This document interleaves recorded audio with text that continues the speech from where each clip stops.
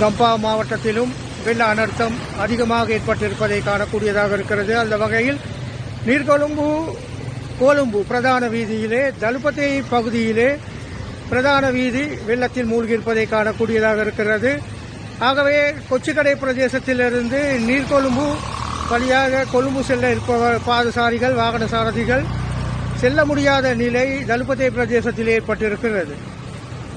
இந்த வீதி முற்றாக நீரில் மூழ்கியிருப்பதன் காரணமாக இந்த பகுதியிலிருந்து அந்த பகுதிக்கு செல்ல முடியாத நிலை ஏற்பட்டிருக்கிறது. அதேபோன்று நீர்கொழும்பு பெரியமுலை பிரதேசத்தில் ஜெனியாவத்த ரப்பர்வத்த கோமஸ்வத்த உட்பட பல பிரதேசங்கள் வெள்ளத்தில் மூழ்கி இருக்கின்றன. இதன் காரணமாக பொதுமக்கள் தமது வீடுகளை விட்டு உறவினர்கள் நண்பர்களுடைய வீடுகளுக்கு சென்றிருக்கின்றனர். அதேபோன்று நீர்கொழும்பை அண்டியதாக இருக்கக்கூடிய பல பிரதேசங்களும் உள்வீதிகளும் வெள்ளத்தில் மூழ்கியிருப்பதை காணக்கூடியதாக இருக்கிறது.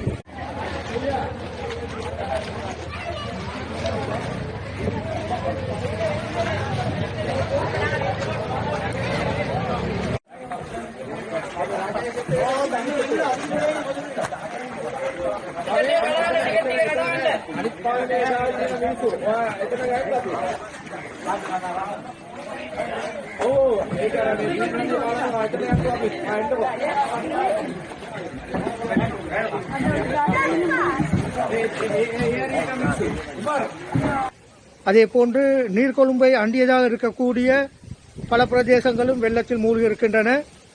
பலர் தமது வீடுகளை விட்டு வெளியேறி உறவினர்கள் நண்பர்களுடைய வீடுகளில் தங்கியிருப்பதையும் அவதானிக்க முடிகிறது.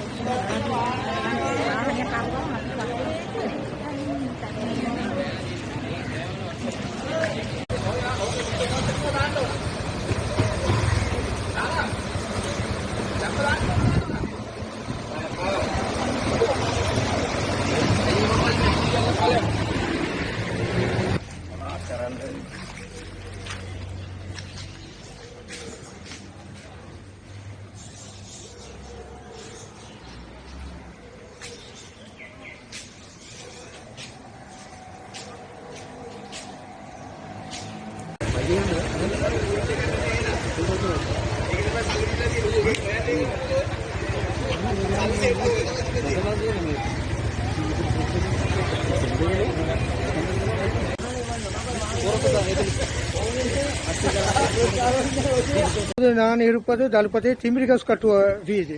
இந்த உள்வீதியும் நீரில் மூழ்கியிருப்பதை காணக்கூடியதாக இருக்கிறது. பிரதேசவாசிகள் மற்றும் வாகன சாரதிகள் இதன் காரணமாக பெரிதும் பாதிக்கப்பட்டுள்ளனர். தலுப்பத்தை பிரதேசத்தின் பெரும்பாலான இடங்கள் வெள்ளத்தில் மூழ்கியிருப்பதையும் உள்வீதிகள் மற்றும் பிரதான வீதி பாதிக்கப்பட்டிருப்பதையும் அவதானிக்கக்கூடியதாக இருக்கிறது. இதேவேளை பெரியமுலை பிரதேசத்தில் பாதிக்கப்பட்டவர்கள் சிறிய படகுகள் மூலம் இளைஞர்களால் பாதுகாப்பான இடங்களுக்கு அழைத்து செல்லப்பட்டதையும் காணக்கூடியதாக இருந்தது. இதேவேளை நீர்கொழும்பில் 3043 குடும்பங்களை சேர்ந்த 12,121 பேர் பாதிக்கப்பட்டுள்ளதாக பிரதேச செயலாளர் தெரிவித்தார்.